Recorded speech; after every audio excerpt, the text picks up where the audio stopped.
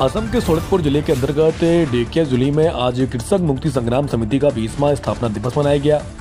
उल्लेखनीय है कि 20 जुलाई 2005 को शिवसागर विधानसभा क्षेत्र के विधायक एवं वर्तमान राइजोर दल के अध्यक्ष अखिल गोगोई के नेतृत्व में सोनितपुर जिले के तेजपुर में कृषक मुक्ति संग्राम समिति की स्थापना की गई थी। स्थापना के दिन ही कृषक मुक्ति संग्राम समिति आम जनता के अधिकारों की लड़ाई लड़ती आ रही है। संघर्षों के बीच अनेक उतार चढ़ाव झेलते हुए संगठन ने अपने 20 वर्ष पूरे किए। संवाददाता प्रशांत बैस की रिपोर्ट। आज आमी कृषक मुक्ति संग्राम समिति शोणितपुर जिलार उद्योगत और बाँसबेड़ा कृषक मुक्ति संग्राम समितिर आंचलिकर सहयोगत 2005 सनर कृषक मुक्ति संग्राम समिति आजिर এই 20 तारिखर दिनटुतेই जी शोणितपुर जिलात प्रतिष्ठा হৈছিল সেই प्रतिष्ठा दिवसटी आज आमी ইয়াতে সমূহ ৰাইজ একত্ৰিত হৈ পালন কৰিছোঁ। আমাৰ লক্ষ্য উদ্দেশ্য এইটোৱে হৈছে আমি কৃষক মুক্তি সংগ্ৰাম সমিতি খাটি খোৱা যি জনগণ আছে কৃষকসকল আছে তেখেতসকলৰ প্ৰত্যেক পাবলগীয়া প্ৰত্যেক দুখৰ বস্তুবিলাক সমাধা কৰিবলগীয়া কামখিনিকে আগবঢ়াই নিয়াৰ কাৰণে আমি কৃষক মুক্তি সংগ্ৰাম সমিতি সদায় জনতাৰ লগত একত্ৰিত হৈ আছোঁ। আৰু আজি আমি এই কৃষক মুক্তি সংগ্ৰাম সমিতিৰ প্ৰতিষ্ঠা দিৱসৰ দিনতেই আমি চৰকাৰে যি স্বেচ্ছাচাৰী শাসন চলাইছে এই শাসনৰ পৰা দূৰত থাকি উচ্ছেদ যি কৰি আছে আজি ধৰ্মগতলৈ জাতিগতলৈ যি উচ্ছেদ কৰি আছে আৰু যিবিলাক প্ৰতিশ্ৰুতি দি তেওঁলোকে আমাৰ এই চৰকাৰখন গঠন হৈছিলে সেইবিলাক প্ৰতিশ্ৰুতি তেওঁলোকে পালন কৰিব পৰা নাই।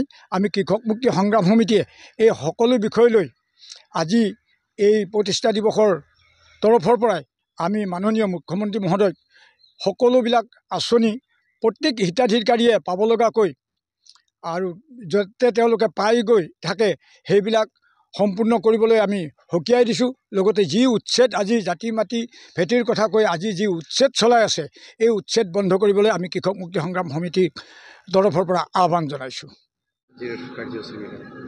হয় চাওক, আজি আমাৰ কাৰ্যসূচীটো হ'ল প্ৰতিষ্ঠা দিৱস। 2005 চনত আমাৰ কৃষক মুক্তি সংগ্ৰাম সমিতি প্ৰতিষ্ঠা হৈছিলে আৰু সেই প্ৰতিষ্ঠা হোৱাৰ ঠাই আমাৰ শোণিতপুৰ জিলাই, যেহেতু প্ৰতিষ্ঠা হৈছিল আমাৰ শোণিতপুৰ জিলাত, গতিকে শোণিতপুৰ জিলাত প্ৰতিষ্ঠা হোৱা এখন ঠাই বা এখন জিলা, সেই জিলাখনৰ আজি আমি জিলা সমিতিৰ উদ্যোগত আৰু আমাৰ বাঁহবেৰা আঞ্চলিকৰ সহযোগত আজি আমি 20তম প্ৰতিষ্ঠা দিৱস উদযাপন কৰিছোঁ। আজি আমাৰ এই প্ৰতিষ্ঠা দিৱসত উপস্থিত থকা আমাৰ কৃষক মুক্তি সংগ্ৰাম সমিতিৰ যিসকল কৰ্মীকৰ্তা আমাৰ সংগ্ৰামী ভাই বন্ধুসকল আছিলে তেওঁলোকক মই প্ৰথমে ধন্যবাদ জনাইছোঁ। আমি আজি প্ৰতিষ্ঠা দিৱসৰ পৰাই আমি আজি কৃষক মুক্তি সংগ্ৰাম সমিতিয়ে সকলো কৰ্মীকৰ্তাসকলে এটা পণ লৈছোঁ। আমি আগৰ পৰাই আমি দুখীয়া ৰাইজৰ হকে মাত মাতি আহিছিলোঁ আৰু অনাকালত দিলতো আমি দুখীয়া ৰাইজৰ হকে মাত মাতি যাম। আজি চাওক, চৰকাৰে দুখীয়া ৰাইজৰ ওপৰত কি ধৰণৰ অত্যাচাৰ কৰি আহিছে। আজি চৰকাৰখন গঠন হৈছিলে জাতি মাটি বেটি ৰক্ষাৰ কথা কৈ। আজি সেই চৰকাৰখনে আজি চাওক নামনিৰ পৰা উজনিলৈকে দুখীয়া ৰাইজক উচ্ছেদ কৰি কি অৱস্থা পিনে ঠেলি দিছে। চাওক, আজি ৰাইজসকল ৰাস্তাৰ কাষত থাকিব লগা হৈছে। এই উচ্ছেদ কাৰ্য চৰকাৰে অতি শীঘ্ৰে বন্ধ কৰিব লাগে। আমি কৃষক মুক্তি সংগ্ৰাম সমিতিৰ তৰফৰ পৰা দাবী জনাইছোঁ, যদি উচ্ছেদ কাৰ্য সোনকালে বন্ধ নকৰে তেনেহ'লে আমি কৃষক মুক্তি সংগ্ৰাম সমিতিয়ে প্ৰতিবাদ কৰিবলৈ বাধ্য হ'ম। আজি চাওক, আমি কৃষক মুক্তি সংগ্ৰাম সমিতিৰ আগৰ পৰাই কৈ আছোঁ, এতিয়াও কৈছোঁ, আমি উচ্ছেদৰ প্ৰতিবাদ নকৰোঁ, উচ্ছেদৰ বিৰোধ নকৰোঁ। উচ্ছেদ কৰক, কিন্তু উচ্ছেদ তেনেকুৱা কৰক যিসকলক উচ্ছেদ কৰিব তেওঁলোকক পুনৰ সংস্থাপন দিয়াৰ ব্যৱস্থা কৰক। সংস্থাপন দি কিনে উচ্ছেদ কৰক, তাত আমাৰ ক'বলৈ একো নাই।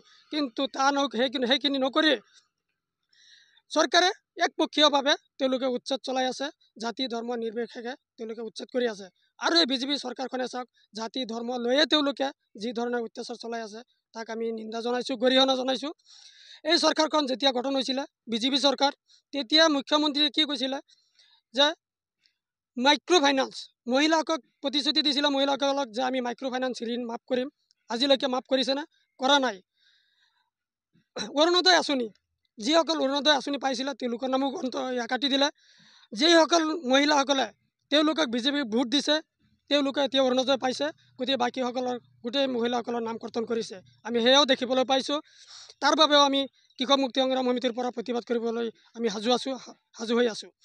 আৰু চাওক, জল জীৱন মিছন আঁচনি নামত কিমান কোটি কোটি টকা লুণ্ঠন কৰিলে চৰকাৰে, কিন্তু আজিলৈকে কোনোবা গাঁৱত জল জীৱন মিছন আঁচনিৰ জৰিয়তে পানী যোগান ঠিকে ধৰিছে আৰু কোনোবা অঞ্চলত চাওক পানী যোগান নাই। গতিকে তাকো আমি চৰকাৰক আহ্বান জনাইছোঁ, গোটেই অঞ্চলবোৰত পানী দিয়াৰ ব্যৱস্থা কৰক।